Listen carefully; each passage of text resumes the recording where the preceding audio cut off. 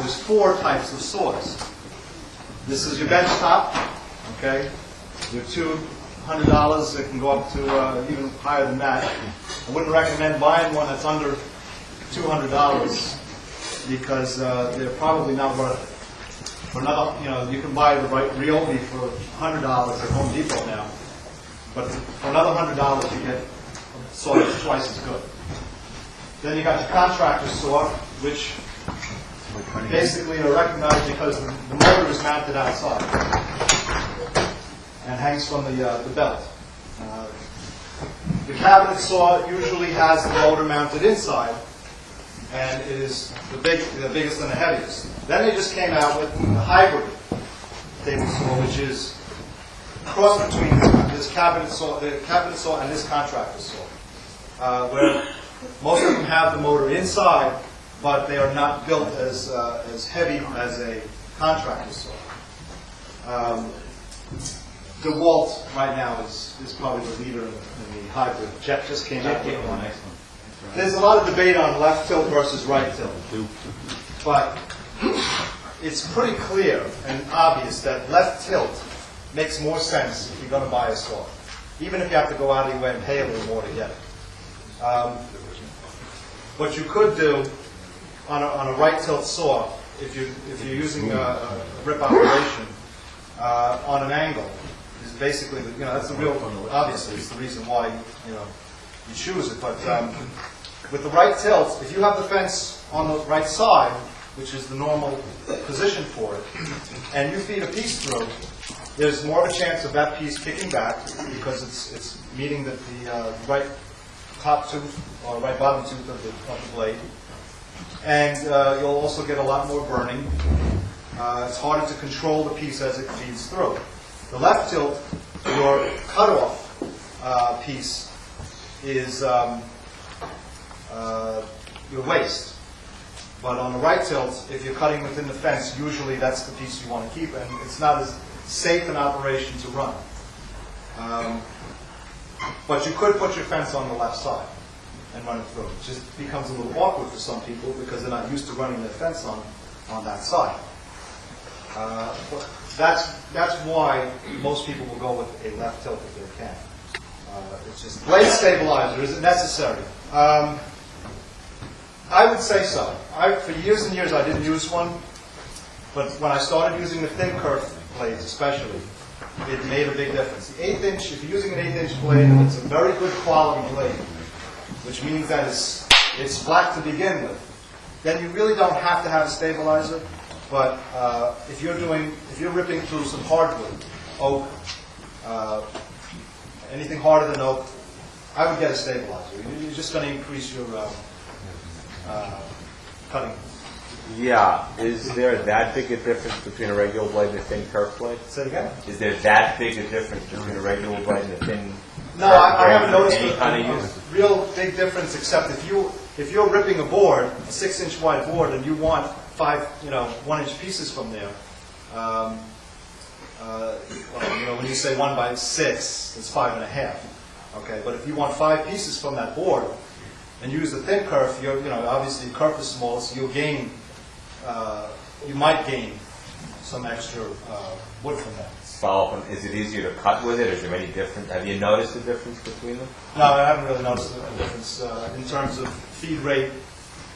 1/8 inch versus.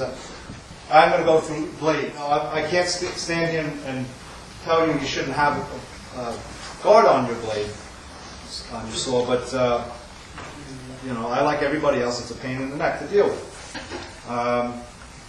The one thing I would try to recommend, more than the guard, is the splitter.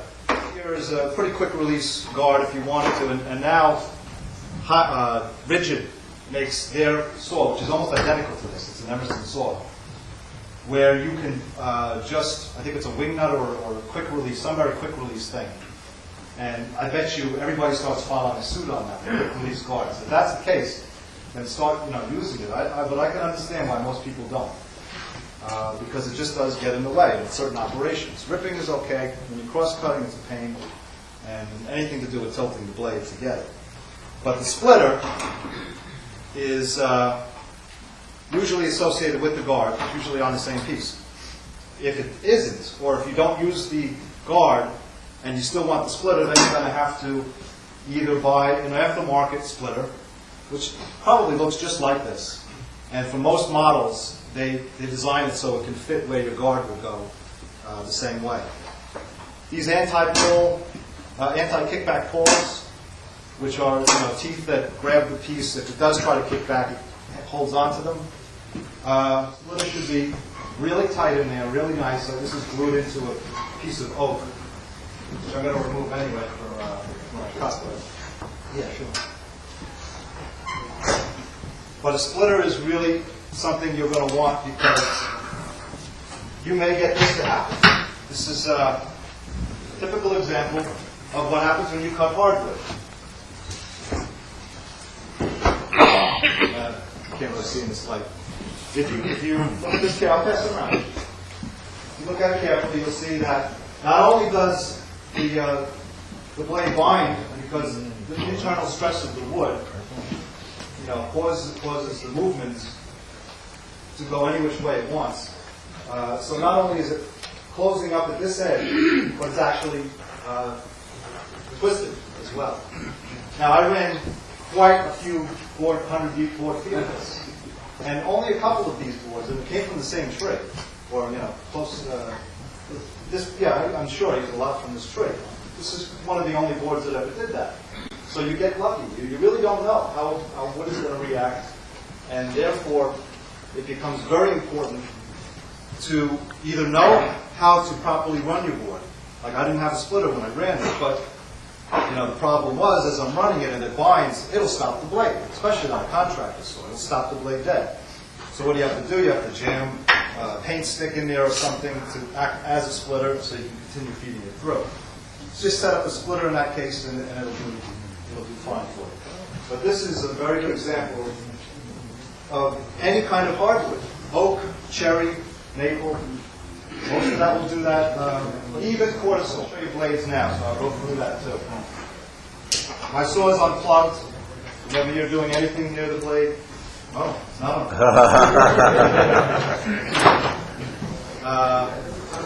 So it's a good idea to do that. You'll look at my splitter design, which works very well for this operation. First thing you do when you get your saw, how many people have done this? How many people have aligned their miter slot to the blade? Okay, good, you did that. That's very, very important. Does anybody want to know how to do that real fast? Yes. Yeah. Okay. The easiest thing to do is to get a combination square. It's the easiest thing to do. It's not the best thing to do, but it's the easiest thing to do. Set it up in your miter slot. Raise your blade up a bit. And set the edge of the gauge to a mark 2. Take a magic marker, mark 2. You can do it to the flat part of the blade too, but it works just as well either way. But the best thing to do is to just set your marking gauge up right to that tooth in the front, and then move it back to the rear. Move the whole saw blade back to that same tooth and check it again here. I'm going to get it so it's perfect, so you can just get a feel. Make the specific sound. I mean, you could get right to the thousands if you really, really spend the time on it. But these things are it'll take about 10-15 minutes to set up like that. Got to be the same tooth, Mike? Same tooth? Same tooth. You want to go to the same tooth because if your blade is not flat, Yeah, but if it isn't flat and you move it back, it'll still be in the same position where the tooth is in the front. It should be the same. There we go. Now, what you do is you make sure that your combination square is flat against it. There's no crack in your miter slot. You want it really nice in there. You'll move the tooth till you just barely hear it. Just barely hear it nicking it. And then you move it to the back. You got to hear the same exact sound. If it touches it and it's not the same sound, you're not aligned. It's got to make the same sound. And it's just a little scratching. Tap the back. If if you have to fine tune it. I found that's easier than readjusting it. The best way to align your blade to the miter slot is to go down by, what do they call it? Dial indicator. And it's made specifically for it. Now you guys can't hear it, but there's just barely nicking there. Same tooth,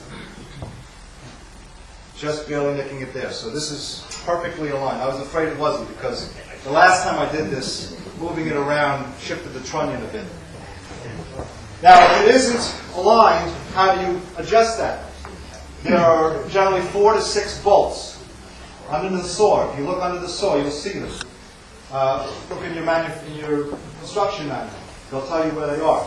You'll have to loosen all 6, and you'll have to tap the trunnion with a hammer in whatever direction it needs to go to get it straight.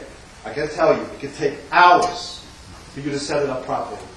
It's not 1, 2, 3, because you get it set up properly, then you go to turn the bolts, lock down the bolts, the damn thing moves on it. I'm telling you, it's a pain in the neck. But one thing I also have to stress is if you do it on a contractor saw, make sure that your belt is on. Make sure your belt is on. Because if I had this off, it was lined up, when I put that belt on, don't ask me how, but it shifts. The most important thing for you to do when you get your saw, besides setting your wings perfectly flat and checking it with a straight edge, both sides, that's very important too, especially for cross-cutting later on, is to get your blade parallel to the miter slots. Okay? Some people will ask, is this miter slot perfectly parallel to this miter slot? It might be. It should be, but what's the guarantee on that? The biggest problem, if it's not, is when you go to set your fence, which is the next operation. Then you're going to have difficulty because you won't have your fence parallel to your blade.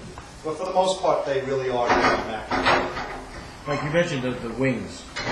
From what I know, I think there's 3 types of wings. There's the sheet metal, which are formed. You got the hollow cast iron, which you got there, and you got the solid cast iron. Right. This is really, I think, for weight. They just hollow these out for weight, as far as I know. Yes, Less material than weight that. What's that? It's weight saving. Weight saving, yeah. And the only thing I miss, from having a cabinet saw is that you don't have a flat surface to put put them down on, more surface. But other than that, that's just as good. The question was, can I do the same technique, miter slot to blade with bench top? Yes, absolutely. If the blade is not perfectly aligned, in other words, it's a little skewed, you can still get a straight cut if you keep it tight to the fence, right? It would just be a wider curve. No. You'll get burning, you get kickback, it'll be a very serious problem. Unless your fence is perfectly aligned with the blade. Then it's the same thing, but you don't want to take that chance. You will get burning. You will get kickback. Yes, Mike? Yeah, Mike, as far as the fence is concerned, I read somewhere where the fence can be up to 1/64th of an inch difference in the back, towards the back of the blade, as opposed to the front. Yeah, some manufacturers have said that, but line it up absolutely parallel. Absolutely parallel. If your blade, they did that because most people can't get their blade parallel to the miter slot. Okay, that's not right. You've got to set it perfectly parallel to your miter slots, and consequently your blade. Don't allow that 1/64. You won't get accurate rip cuts. You just won't. Or no, cross cut doesn't usually matter. You won't get the accurate rips. Like Ian Kirby says, you don't need the fence right across anyway, so that would allow for the screen. Once the wood's past it. Exactly. The unifence, the Delta Unisaw's fence, you can slide it in directions so that once you get past a certain point on the blade, the fence doesn't matter anyway.